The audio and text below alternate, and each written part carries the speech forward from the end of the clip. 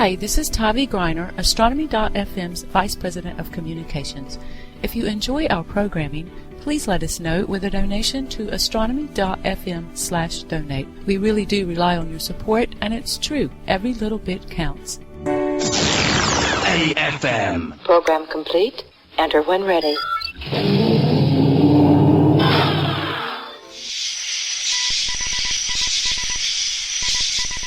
The curtain of night is drawn back. The telescopes are trained. The domes are open. The audience is set. Now, step into the event horizon.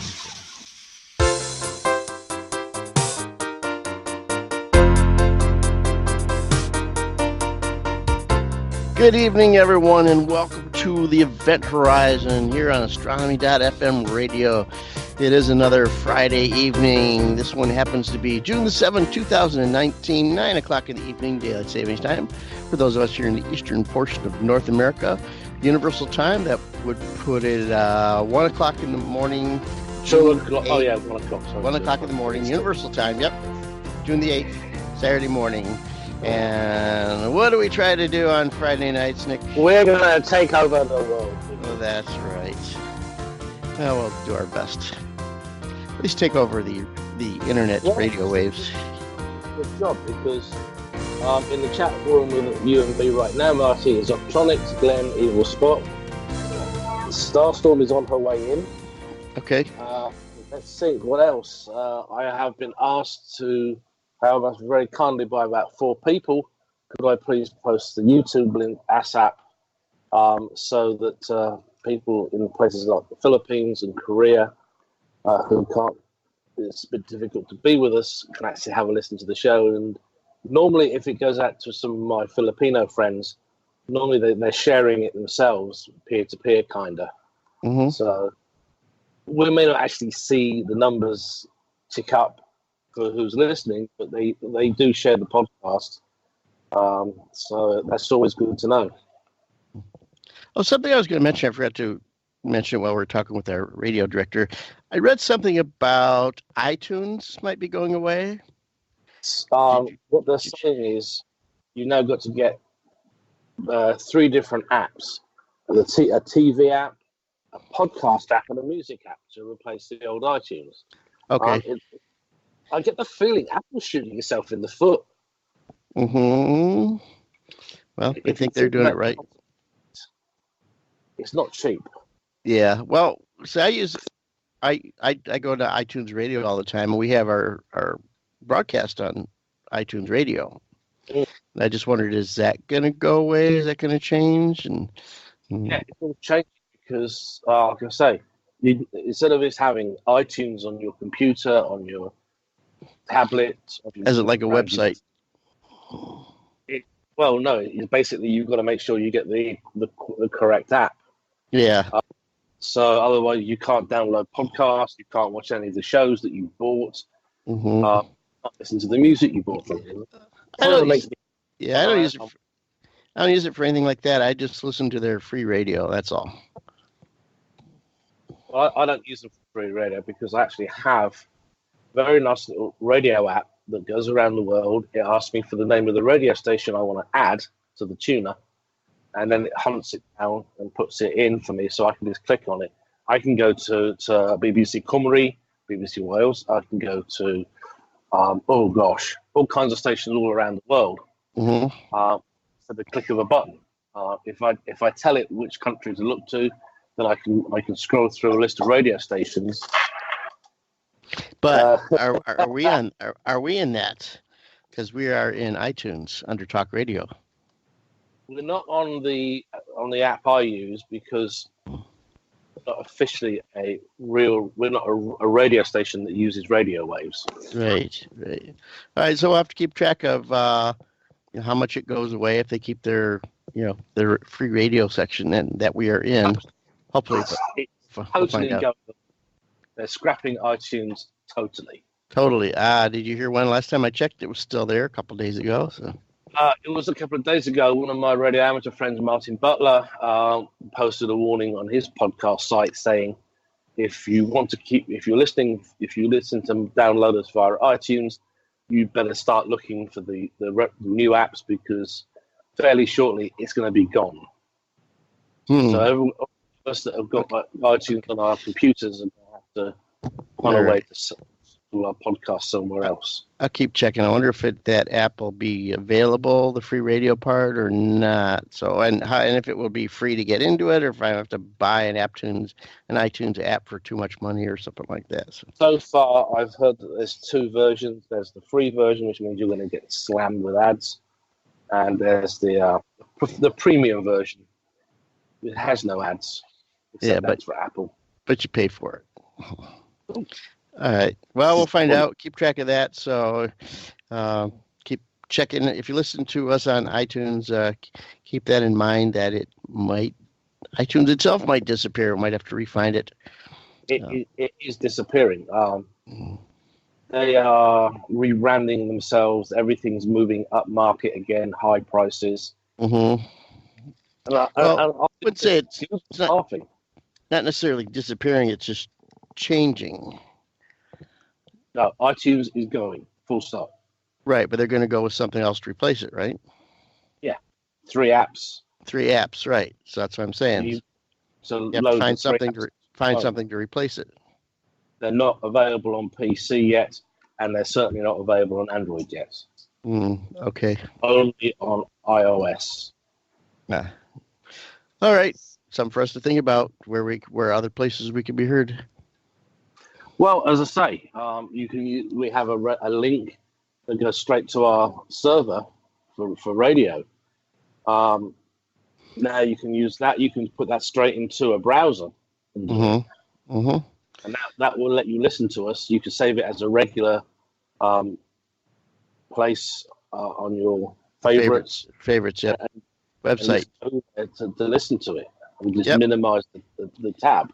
That's more of one of those things that if you know we're here, you can listen. But if you don't know, you won't find us just by, hitting a bunch of different radio stations and coming across this type of thing. To be honest, Marty, if I want to listen to what AFM's putting out, all I do is go to this link in my browser. Simple as pie. So that's if you want to listen to it, but it's not it's not a way of discovering us. I think at the moment we're going to have to push the link through the AFM Facebook page, and just all the Sky guys are going to have to push it through their Facebook pages and their stories.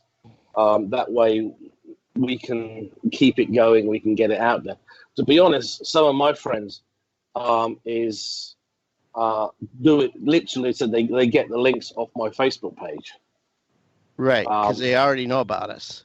That's what I'm saying. Because I'm forever talking about it, and I'm forever posting the shows. But people that don't know about us on Facebook won't be able to just find us there. Won't be able to know we're there because they won't be just checking different quote unquote Facebook pages and come across us like they do on when you have a whole list of radio stations like the iTunes radio had. You can just click on any one and see what it is.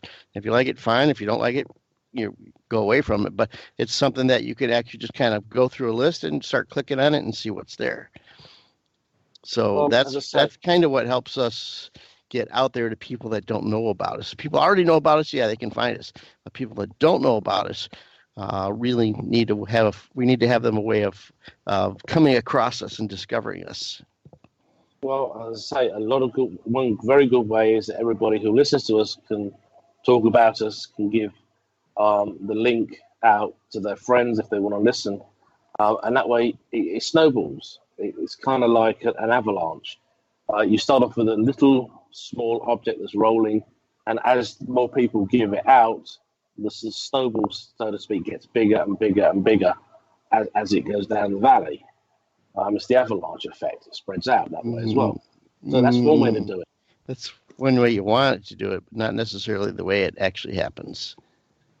Well, as I say, there's a difference. Evil Spock is saying TuneIn is good. Yeah, I've got TuneIn. I use it to listen to the rugby when it's on the radio only. All right. So is the TuneIn's another type of thing that where you can actually just basically try different radio stations and see what they are? Okay. The one I use. So maybe we can get us on TuneIn. Yeah. Do they have a talk? I'll They have a talk radio section? Let me pull up TuneIn this 1 second. Maybe somebody listens to it regularly. They can let us know out there in chat. By the way, yes, sir. Don't forget our chat is open right now. Well, it's always open, but this is a good time to talk to us while we're talking to everybody that's listening in through the radio. You can go to our homepage, astronomy.fm, and then you can see where it says chat near the bottom. Click on that, and then type in a name, and you can actually ask us questions if you like to. Of course, this is our live programming, so we'll be here for the next hour watching our chat room for questions. And then we'll repeat this program every 4 hours for the next 24 hours. But usually we don't have the chat crowd in like that. And we're certainly not in 24 hours a day after our show. So. Hey, guess what? I went to TuneIn onto their webpage, and I opened their search box. I put astronomy.fm, and guess what comes up? Us. All right. It comes up astronomy.fm, an amateur astronomy community. That was in TuneIn? That's in TuneIn. All right. And is there a way of just without typing it, is there a way of just finding us? Okay. You know what I'm saying? So look up like Talk Radio Science or Talk Radio Astronomy. That's exactly what I'm doing right now. All right. Sounds real good. While you're doing that, I'll talk about the sun just a little bit. No sunspots. The sunspots, the two big ones that were around a couple weeks ago, have faded away. The one was fading away as we were watching it, and there was another one following behind it. It has also faded away. There's a couple of active regions where those sunspots were, but they did not strengthen enough. The active regions are still there, but did not strengthen enough to become sunspots again. So back to being a blank sun. And it's just going to be hit and miss, and whether the sun kicks out some more spots again. So keep an eye out, and we'll see if we can. Hey, guess what, Marty? What? I typed in Talk Radio Astronomy. We're listed. All right. So tune in, everybody. Check out TuneIn if you want to listen to us. Well, if you want to tell everybody, not the webpage, but they can find us on TuneIn under Talk Radio Astronomy. Cool. There you go. So the link's in the chat room. That's a link to TuneIn. Okay, how about to us? Us? Okay, I can do this. Yep. Another. I have access to TuneIn. Friday. Maybe a tunein.com/AFM or something like that, or Talk Radio, or. There you go. There we go. All right. Thank you. And you can favorite it and share it too. All right. Cool. Definitely have to check out. Tune in. By the way, these links that we're putting in our chat room, if you're just listening in, we will also put them into. We put them in our AFM Facebook page, correct? No, what we actually do is we put them on the YouTube of the show, which is the thing is, Facebook corrupts web links. Right. So what do I do? How do I get around this? Very simple. After the show. Our radio director sends me a copy of the show. I turn it into a video for YouTube. Audio only, I should say video. Audio only, yes. I do actually have a copy of UBS as a video, a proper video. That's under British Guys, by the way. Yeah, and we are going to get together finally this weekend, this Sunday, to record the show we were going to do last weekend. Oh, great. But the thing is, I actually do have a proper video of that show, courtesy of one of the co-hosts, Richie, and actually also recorded it as well. But as I say, so we could, I suppose, really, if we really wanted to, Marty, and we felt really brave, we could actually do the show and record it as a video, and I have to, and then I can just post that on YouTube as well. I'm sorry to hear that, Thomas. It's great to have you in tonight. All right. We'll maybe do that sometime. Yeah, that could be fun. You can see me doing a Marlene every now and again, having a sip of wine. Proper attire required. Oh, yeah. Okay, fine. I'll dig out my Starfleet uniform. There you go. Are you going to come dressed as a pirate, Marty? Red shirt for you. You got a red shirt? Wear it. No, I said for you, red shirt.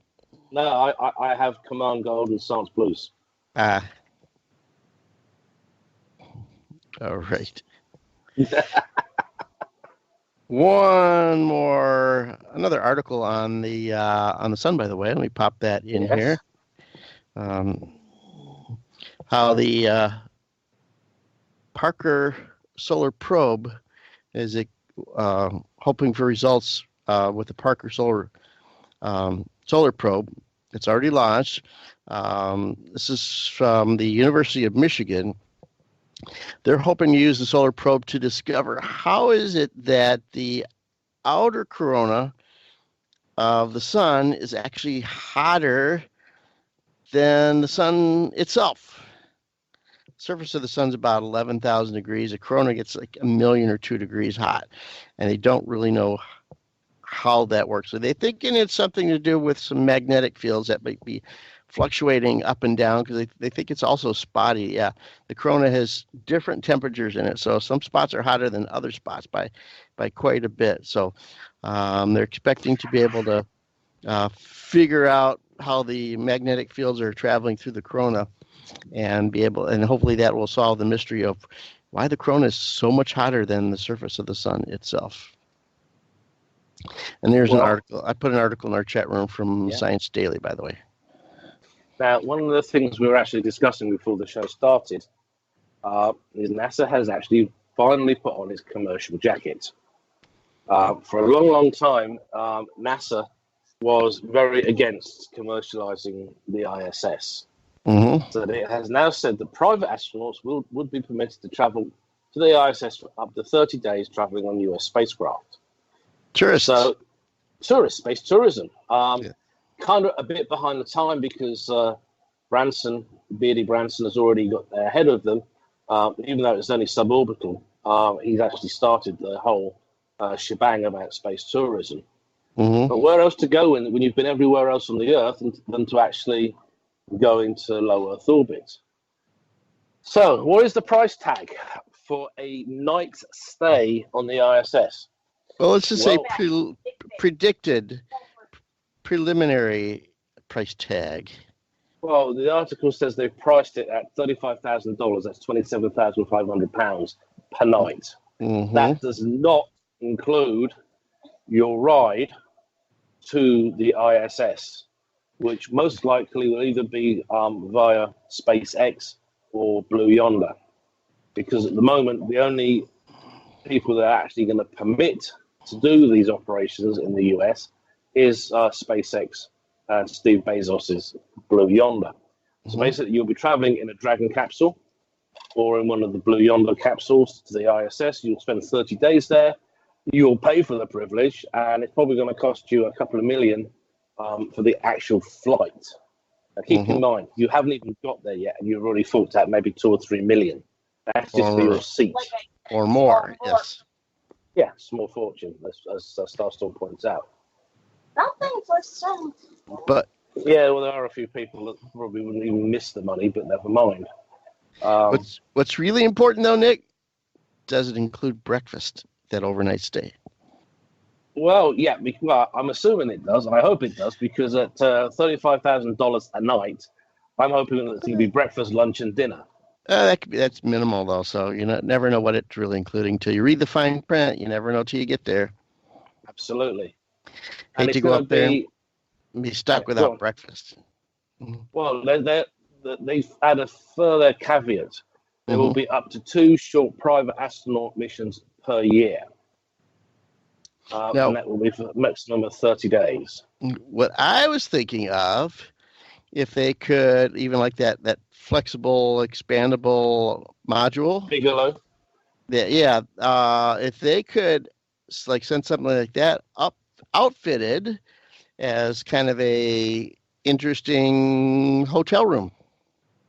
So this would be like your room on the space station. That would actually be pretty cool. They could attach a module to it. And if you're making enough money, you could do that. You attach a module to it just for the space tour. Spend your time in there. And it could be, outfitted obviously rather comfortably and interesting design and stuff like that. Make it even more attractive than just going up in the space station. For about 1,000 years. Yeah, the average person will. There's people that afford it now. Oh yeah, there's plenty of well-heeled people who wouldn't think twice about dropping a couple of million Mm-hmm. plus 35,000 a night. Exactly. It already happens it happens in luxury yachts and stuff like that now, anyways. So. Yeah, and if you go to certain countries, you probably are paying about 35,000 a night for the room, Mm-hmm.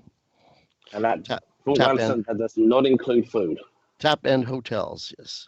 Top end hotels, yes. Do that. But I'm not too sure I want to be in a Bigelow module because I'm not too sure about the sturdiness. And does that mean you have to sleep in a spacesuit because of the risk of a micrometeorite punching a hole in it? Well, you get the same risk with the rest of it, man. We've already figured out that a small hole in something like that does not make it pop like a balloon, but it slowly leaks out, just like the one module that the Russians had. It had a hole in it.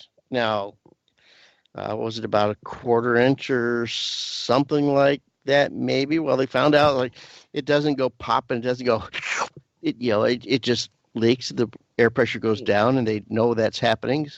So a micrometeorite strike through, punching a small hole through, especially fabric, like Kevlar. I think it's like mostly Kevlar, would not be that life-threatening. Of course, unless you get hit by that particle. True. But the Kevlar would be more resistant to that. And obviously, if you're going to have like tourists, you probably want to make it a little extra thick. They could even close it up in between, stays and stuff like that. So it's got some potential. Then of course, you've also got the thicker the material around you, the more risk from secondary and tertiary particles in space. The biggest issue, of course, is cosmic radiation, and when it hits metal, it sprays alpha, beta, and gamma particles. Mm-hmm. So that's another big thing is you've got to face is, okay, you're Mr. Multimillionaire or Mr. Multi-billionaire. You're in space. I hope you've had your kids already. Mm-hmm. Now, what about the astronauts? They're getting zapped all the time too. Now, you said that's when it hits metal. How about just passing through fabric so you don't get the secondary radiation? I wonder what the calculations are for the amount of primary radiation versus the amount of secondary radiation. Which one has a worse effect on you? That'd be an interesting. I'm sure somebody's figured that out. Oh yeah. And obviously, there's got to be less cosmic rays than there is secondary cosmic rays. Okay, so I've actually done a quick search on the inflatable Bigelow habitat. Well, we'll get that. We'll get that next time. Yeah. So Bigelow Aerospace revived the design for use in a number of potential civil and commercial applications. Mm-hmm. So looking at it, it was originally sent up there and inflated on May 28th of 2016. Mm-hmm. And I'm just trying to see if they have. Is it still attached? I believe it's still up there. They don't use it. I can't remember. Yeah. No. You could do stuff like in the back in the 1970s where you had like all inflatable furniture. Now that'd be definitely a way of saving weight up there. Have inflatable chairs, inflatable bed, your blow up camping bed. In the chat room, do they have bed bugs and charge you extra for them? Bigelow actually claims that the module provides radiation protection equivalent to and ballistic protection superior to the International Space Station. That's possible. 2 solar arrays, 2 thermal radiator arrays for heat, 0G toilet for solid and liquids, semi-private berths. The wall thickness is about 0.4. It's about 18 inches thick, fully inflated. Okay. The exterior will also feature 4 large windows coated with a UV protection film. All right. It's made of 24 to 36. I'll put the link into chat. Okay, sounds good. And Aquafew in our chat room says yes, the Bigelow module is still attached, so it's still up there. So I think that's got some potential there. Yeah. Plus that kind of module, I don't know how the price of that module compares to the price of hard shell modules. So if the Bigelow's less expensive, then that also makes the whole thing a bit more affordable too. Okay, so it's got super strong Kelvar that holds the shape. Kevlar. Corby therm material commonly used in the food pack industry. The innermost layer of foam in the inside of the module is Nomex cloth, a fireproof material that also protects the bladder from scuffs and scratches. This is down on the technology section. So it also has a layer of Vetracan along with Kevlar. If it really gets going, they could have different themes. Have multiple Bigelow modules and have different themes. One could be like 70s. It could have like shag carpeting on the walls and stuff like that. You mean like Dumb and Dumber? Is that what it was? I don't remember that. They had shag carpet on their vehicle. On the side of the vehicle or outside of it? That's right. On the outside of the vehicle. Yes. So, like I say, they have the capacity to produce at least 2 B330 habitats and a couple of transit tugs and a docking node. And if they can secure the customers to pay for approximately half the launch cost of the system, the lease rate will be about 25 million for 1/3 of the station. That's 110 cubic meters or 3,900 cubic feet for a 60-day lease, and a round-trip taxi seat to low Earth orbit on a SpaceX Dragon V2 was projected to be 26.5 million per seat. Now, this is back in 2014. Okay. This is 2014. Yep. So, as I say, there's some very interesting stuff. The layers are fashioned to break up particles of space debris and small meteorites that may hit the shell with speeds 7 times as fast as a bullet. And the outer layers protect multiple inner bladders made of a module that folds into the module's air. Also provides good insulation that can for temperatures that range from about 121 degrees Celsius, that's 250 Fahrenheit, to minus 128 Celsius, minus 200 Fahrenheit in the shade.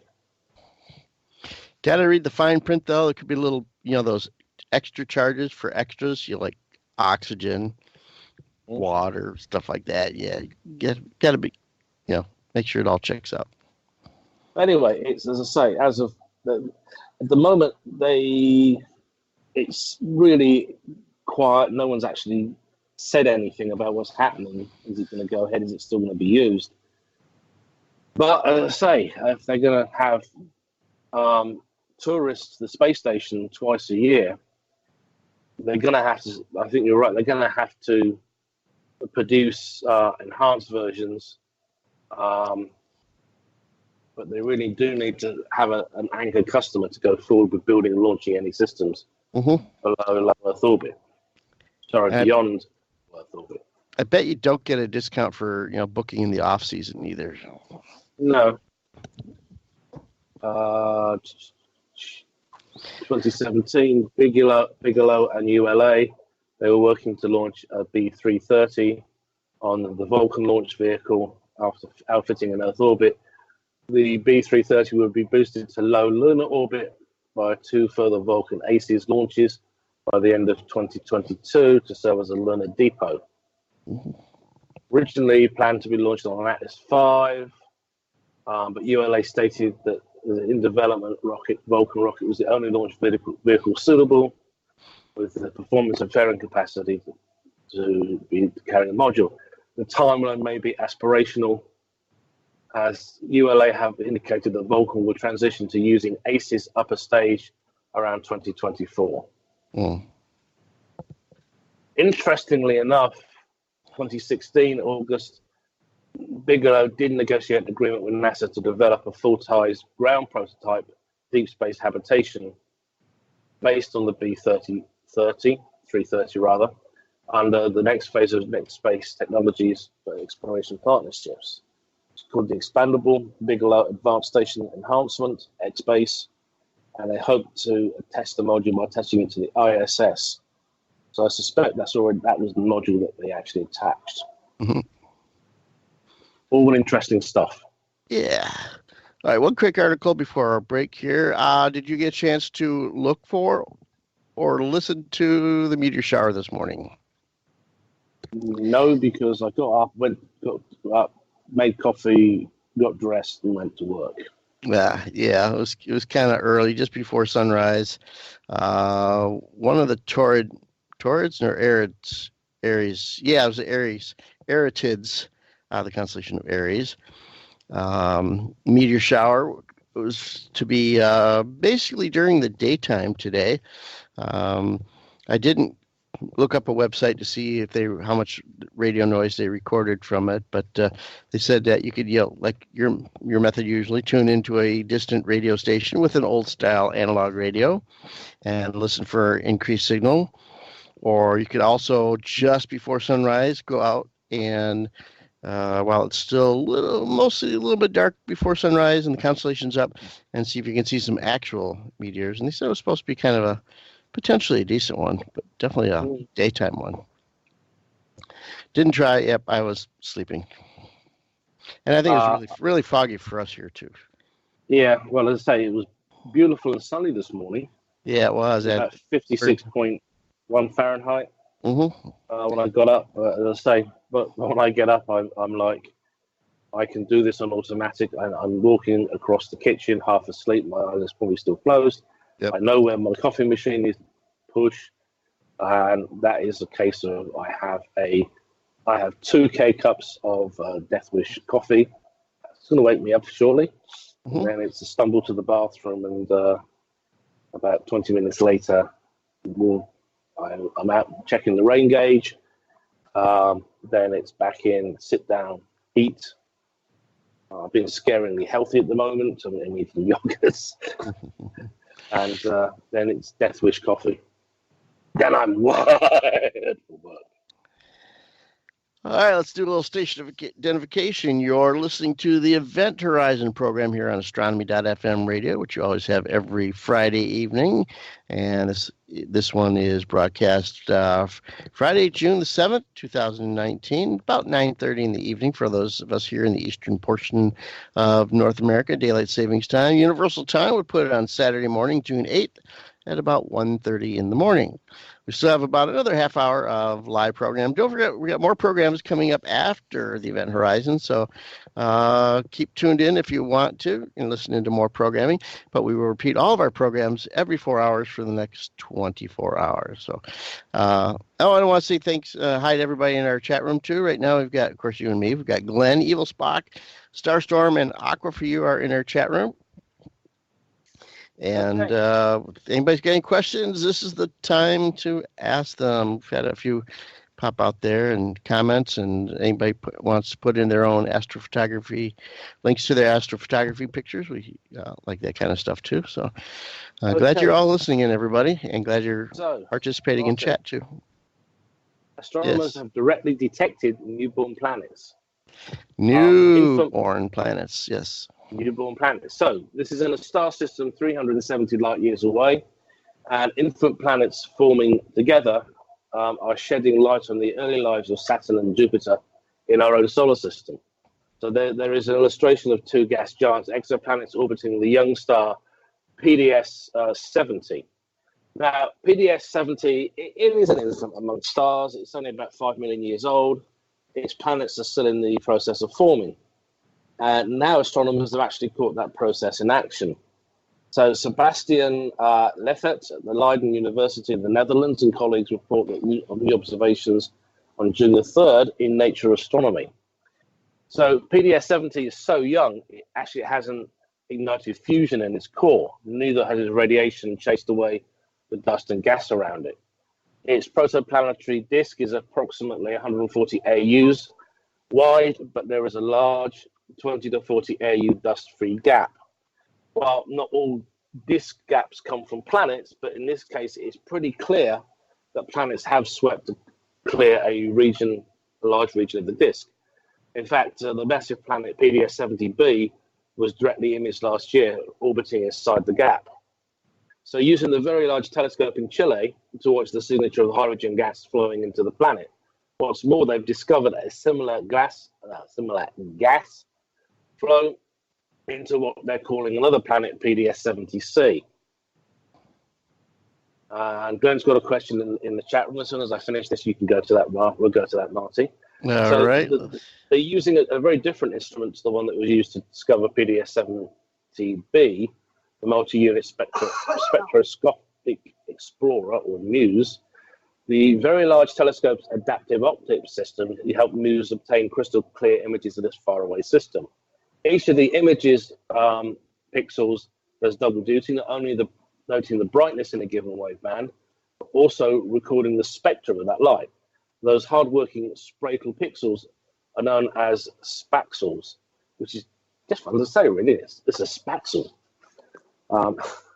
So anyway, Hayford and colleagues focused on an individual spectral line, the one emitted by hydrogen alpha, and they created an image only showing whatever was emitting that line.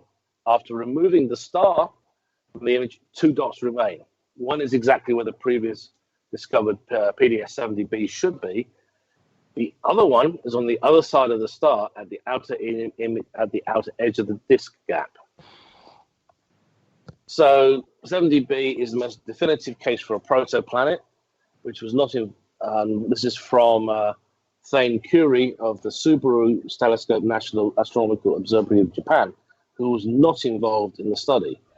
The PDS-70c object looks like very encouraging. Hopefully, future studies will show clear evidence for orbital motion. Isn't it nice that we actually have this? We're actually imaging a proto-solar system in all right, the light's only taken 370. We go back to the top of the article because I want to make sure I give that figure right. Yeah, it's only 370 years old. But we're actually imaging a solar system in its beginnings. And it means, really, if we keep watching, then we actually may catch the moment the star actually ignites and begins fusion. That sounds fun. Now, Glenn had a question in the chat room. Yes, I see that. The question is, can a moon orbit a moon? And yes, generally. Because, for instance, a Earth satellite obviously orbits our own moon. So, yeah, that's no problem. It's all about the dynamics of the sizes of each body. So, for instance, if there was a much larger object orbiting the moon, and then it would depend on how close it would get to the moon. So if it was closer to the moon, it would orbit with less problem. Farther from the moon, it would have issues with Earth's gravity. It's called a 3-body orbit, which is really difficult to do. So a lot of times a moon, or let's just say a third body, will orbit both of the 2 inner bodies. It happens with a lot of triple star systems, 2 stars close together, and then a third object orbits around both of them, basically around their barycenter. So it basically depends on the sizes of each object and the distances between them on how stable those orbits will be. So something really small going around the moon, our own moon, for instance, yeah, that's certainly possible. Something bigger and farther away from the moon would have issues with Earth's gravity, and it would disrupt it. And it could be doing figure eights and twirls and things like that too. So it just depends on the dynamics of spacing, orbits, and sizes. And so, yeah, Glenn says, you know that some asteroids have moons around them. So yeah, it's naturally, yeah, you can have small bodies going around larger bodies, but not either one of them being really big. In fact, that asteroid that just flew by the Earth about a week ago, it was a double asteroid. So it was an asteroid with a moon around it that just flew by us about a week ago, something like that. Okay, all right. Since we're talking about exoplanets, moons and stuff, 2 teams of astronomers have announced the discovery of a Neptune-sized planet in an unexpected orbit, and 3 exocomets whizzing around nearby star Beta Pictoris. So, examining data from the Next Generation Transit Survey, they've discovered a planet where it shouldn't be. It's about 3 times the size of the Earth and 20 times the Earth's mass. This sub-Neptune zips around a star every 1.33 days, proximity that keeps its temperature at a searing 1,200 Kelvin, which is about 1,000 degrees Celsius. Based on the mass and average density, it's quite probably that the planet has a rocky core and a gaseous envelope. Dubbed NGTS-4b, it's the first to be discovered in the so-called Neptunian desert. Sometimes it's also called the sub-Saturn desert. So in contrast to a plethora of hot Jupiters found orbiting close to their host stars, exoplanet surveys have turned up a dearth of hot Neptunes. So now we have one. Now, theorists can explain in the absence of close-in Neptunes, if giant planets, even close in, form right where they are, rather than forming further out, then migrating inwards. Planets forming in situ would need to have a certain heft to survive so close to their host star, because the irradiation alone would whip away the gaseous envelope of atmosphere of a smaller Neptune-sized planet, leaving only a rocky core to be discovered. Depends on how dynamic the star is, though, because obviously Venus doesn't have that issue, but it's not as close as this object is. So it's certainly not as close as Mercury. Right. But as I say, the interesting thing about this is this sub-Neptune migrated to its current orbit relatively recently, less than about 1 million years ago. Now, the move could have happened after the star's more active youth, giving the planet a better chance of holding onto its atmosphere. Now, so they also found around Beta Pictoris 3 exocomets. This is actually confirming observations taken over the past 30 years.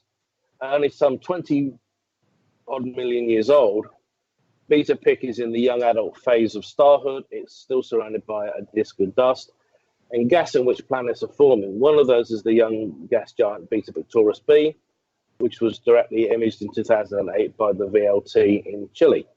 Now, using data on the star's brightness from the Transiting Exoplanet Survey satellite TESS, Sebastian Zieber of the University of Innsbruck, Austria, and colleagues have traced out a 105-day-long light curve, revealing 3 distinctive dips indicating the comet's passage.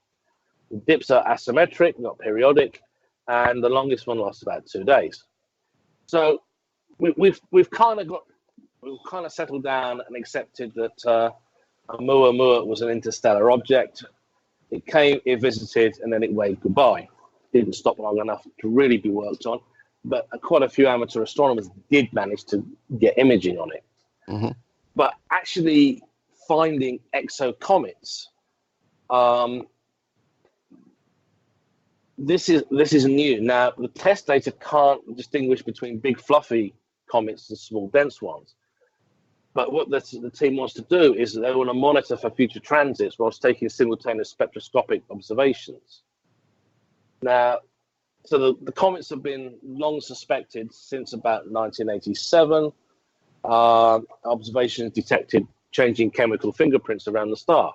Otherwise, more likewise, comets have been proposed to explain observations of 3 other stars monitored by the Kepler mission, including the famous Bouragin star. However, while Kepler was mostly gazing at older and more distant stars, TESS is looking at the nearest 200,000 stars. So we may actually catch much more exocomet-rich systems as it surveys through its list of stars.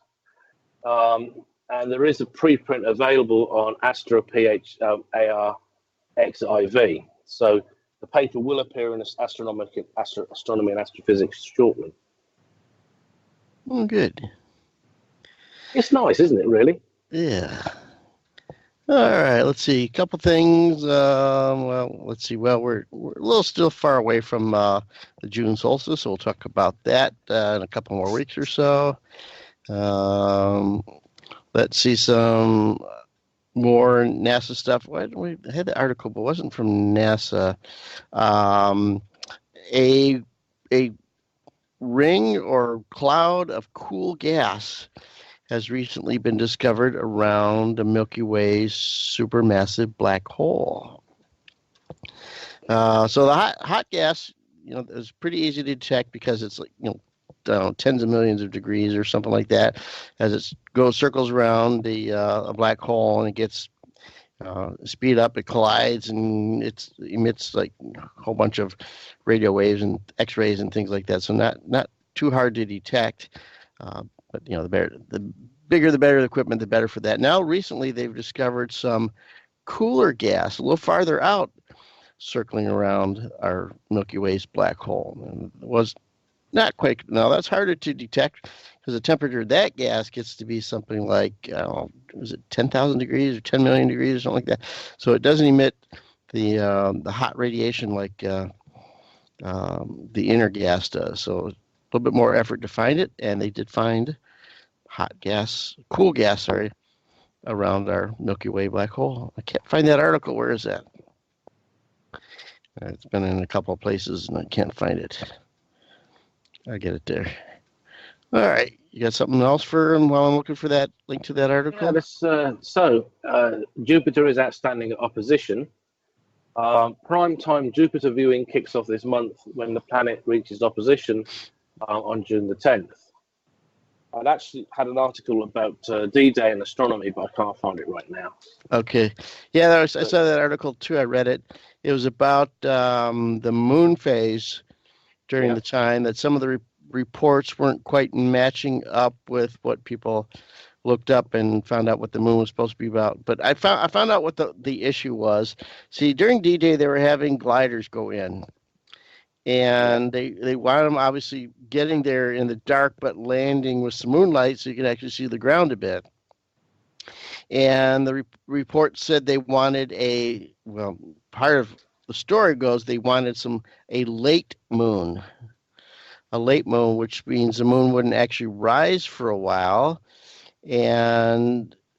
But what somebody was trying to say, well, a really late moon would be, we wouldn't be able to see the ground that way with a late moon. But no, there was a misinterpretation, and it kind of got repeated. What the original, I think, general requested was a late full moon. And there's a difference. There's basically 3 days of the full moon. So a dead-on full moon, the moon rises when the sun sets. So basically, you go right from sunlight to moonlight. Before that, when it's almost full, but it kind of looks mostly full, the moon will rise before the sun sets. So it'll be up as soon as when the sun sets. It's already been up a little ways. A late full moon is usually about an hour later, if I'm not mistaken. So the sun will set, and then about an hour later, the full moon rises. Now, that was the conditions that the general originally wanted, but somebody in an article left that part out. They just said a late moon, that they wanted a late moon, but no, it was misinterpreted. They wanted a late full moon, and I do believe it was a late full moon when they, on D-Day, June the 6th. Okay, so I found a link on space.com, how astronomy helped D-Day invasion. What it's not, as you said, it's not a late rising moon. The moon actually rose before sunset on June the 5th and remained in the sky all night long. It didn't set until after sunrise, so it was reaching its brightest peak in the sky at about 1:19 a.m. near the time of the British Pegasus bridge assault, and just as the American airborne operations began. Now, obviously, there was two big goals, and that was the capture of two bridges. One was known as the Pegasus Bridge now, and one is the Horsa Bridge. So British forces managed to capture both in the early stages. But the other thing that was critical to the invasion, and this is where astronomy comes in, because it's linked to the tides. So what it was, they wanted a low. Let me just go back to this. They wanted a low but rising tide. Yeah. Low so they could see the beach installation, defending installation, so they could destroy them, which they tried to do, but they only got a few of them. And they didn't want the land. Now, if you have a decreasing tide and a landing craft go there, the tide's only going to get lower and lower and lower as a landing craft are there, and they could actually get stuck because if they went too far up the beach. So they wanted a low rising tide, so when they got there, they could get rid of the beach defenses, and then the tide will come in, and the landing craft will basically be lifted off if they're actually on the beach, and then they could get back out. So what it was, Group Commander Stagg and his team, which was under the orders of Eisenhower, determined that the desired tide only occurs around the time of new or full moon. So that left the Allies with 3 invasion day options, according to Olsen, June the 5th, 6th, or 7th. Yep. The initial target was the 5th, but bad weather forced a 1-day delay. And eventually, because there were just so many people already on board various ships and tank landing craft, etc., they decided that the weather conditions were good enough on the 6th. Also, what was in the favour of the Allies at that point was the Germans were under the impression that the Allies only attempted landings in perfect conditions. Well, June the 6th was not. It was really terrible conditions. But the thing that was in their favour was A, the moon, and B, the tides. Yes. So they had no choice. They had to go. Right. But the weather conditions actually played into the hands of the Allies, because the Germans had just been stood down from the most recent alert, and they were not expecting the Allies to attack at that particular moment. I'm going to point this out. If you want to watch a reasonable film about the whole thing, just watch The Longest Day, because most of the main characters portrayed by the big name actors were actually the real people there. Because in the credits, they list all the people and all the families that helped get the thing right. Even Rommel's widow assisted the filmmakers with things about her husband and everything else. So it is a fairly decent film. I will say that. You can get it in color now. My copy is in black and white, and I have the subtitles forced for French and German. But one of the things I'd like to say, it does actually play up the important role that the resistance played, and of course the fact that without astronomy and weather forecasting, the invasion would have been a shambles. It would have been different. It would have been a disaster. Well, it might have been delayed a month, so it might not have been a disaster. It just might have been delayed a month or two. You never know. So definitely would have been different. Well, if they'd have gone in perfect weather, personally, I believe that the casualties would have been higher on the Allies. But that's something we're never going to know, because they decided to risk the weather. They had the moon, they had the tides, and it was better if they didn't go on the 5th, 6th, or 7th. They were going to have to wait until July for the next reoccurrence. So it was what it was. The rest is history. Yeah. Okay, we got slightly sidetracked there. We were going to go back to Jupiter. All right, we go back to Jupiter. Yeah. So anyway, primetime Jupiter viewing kicks off this month when the planet reaches opposition on the 10th. Okay, so over the past few weeks, Jupiter has glared seductively in the southeastern sky. Before going to bed, you could actually go out and look in this direction, and most people would be debating about taking out telescopes and binoculars. Most people didn't bother because it was still low for a really good look. Now, the nice thing is, if you use a pair of binoculars, you will see the Galilean moons. I want to speak about how that's been hyped up a little bit.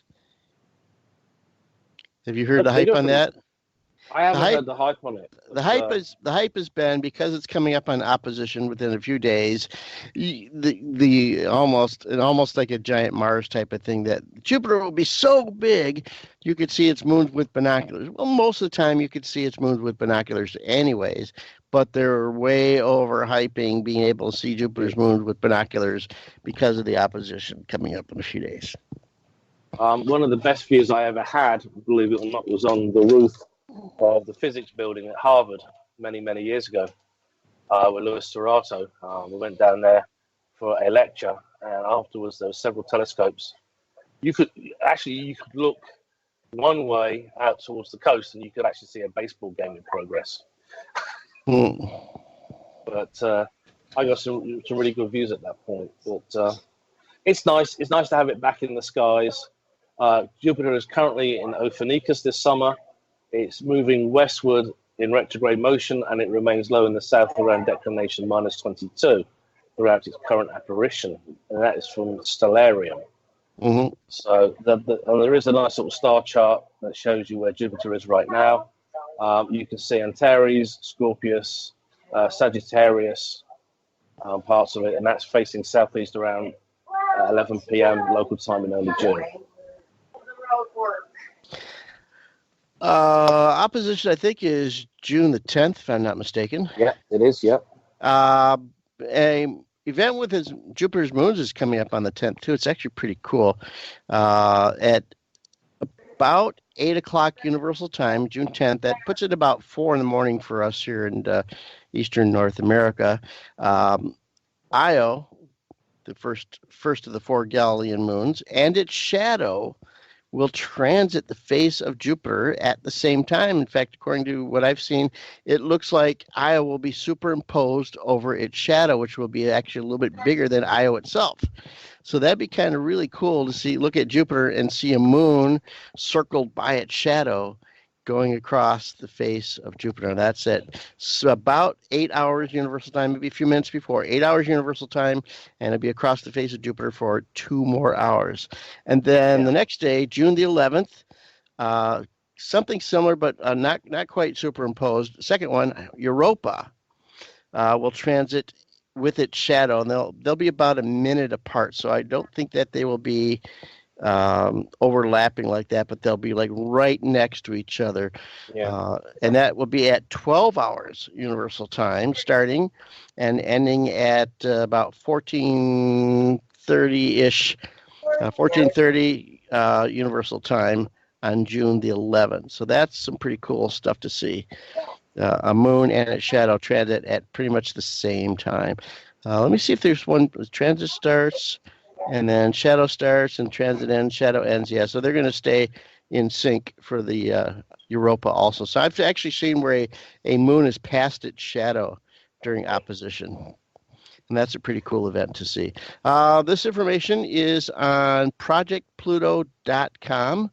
And if up in the title part there, you look for Jovian events, and then scroll down to the June 10th, 11th, and then 12th's got some stuff like that too. Where interesting features always happen with its moons right around opposition time. Unfortunately for me, that's and you, that's Monday morning at like 4 in the morning. Well, one of the things I used to love doing many years ago was actually imaging the shadow of Jupiter's moons as they raced across the disk. I think somewhere I've got quite a few decent pictures of that. So maybe once I get settled and everything's sorted out, maybe I'll have a go at doing that again. I will certainly be going back to imaging the moon, and definitely going out for comets. The shadow's not that hard to image going across the face of Jupiter either. So I've done it with a video pointing into my eyepiece, basically, and had a pretty successful time of it. All right, time for one. I wanted to end with this one article here. Let me find it. Let's see. Here we go. Let me put that into our chat room here. Here it comes. There we go.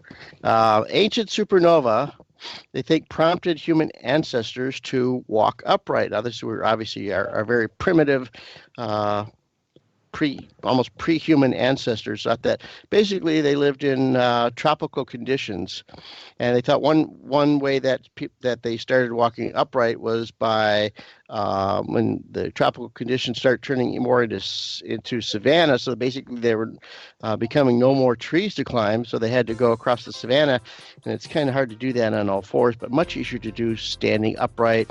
As the grasses get tall, they can stand up and look over the top of it for predators and stuff like that.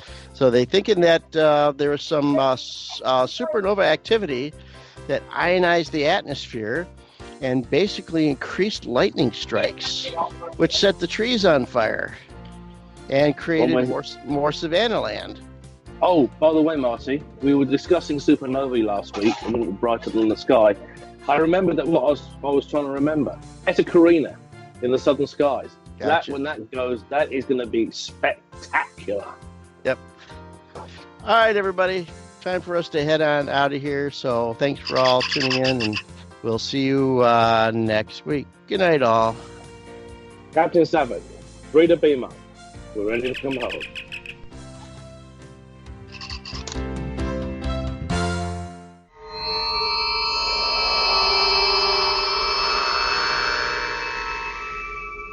We hope that you've enjoyed this program from AFM Radio, the broadcast service of Astronomy.fm. This program has been released under Creative Commons license. Please contact us for details.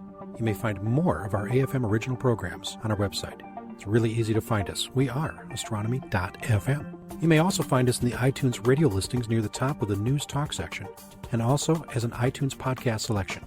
We'd love to hear your comments. Please email us at radio@astronomy.fm. Thanks so much for being part of the voice of astronomy around the world and across the known universe. This is Astronomy.fm Radio. Hi, this is Tavi Greiner, Astronomy.fm's Vice President of Communications. If you enjoy our programming, please let us know with a donation to astronomy.fm/donate. We really do rely on your support, and it's true, every little bit counts. AFM. There I was, doing my thing. And all of a sudden, wham! Astronomy right between the eyes.